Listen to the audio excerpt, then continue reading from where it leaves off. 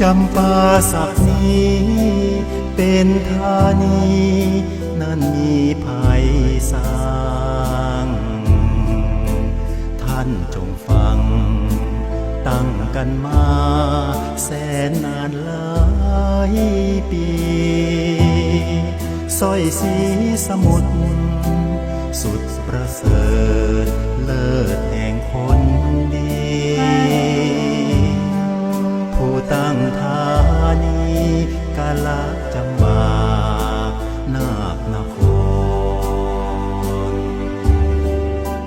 จำปาสักนั้นมีเขตแดนอันแส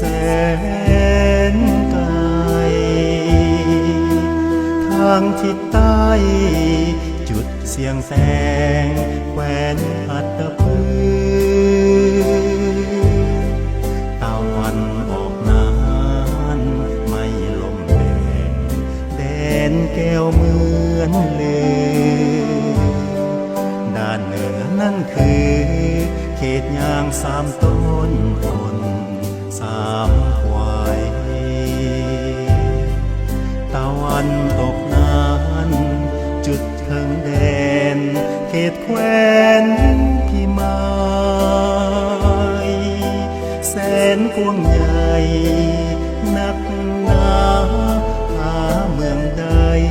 ปานหากเทียบไปแดนใดหรือจะเทียมทานสุดจะสันยากจะหาเหมือนจำปางามพระไสยราชคติยักษ์วงศาเย้ยธานีใหม่ตั้งอยู่ในเมืองคันเกิงเทิงยามสลายถึกไฟพานบ้านเมืองจนวอดวายเจ้าหุยจึงย้ายไปหินลอดปลอดภัยดีเจ้าธรรมทรสร้างเติมเสริมต่อไปตั้งเมืองใหม่สมนามจำปาธานียังปรากฏอยู่ทุกวันเป็นขวัญชีวีเป็นธานีบุรีศรีจำปาสักเจ้าธรรมท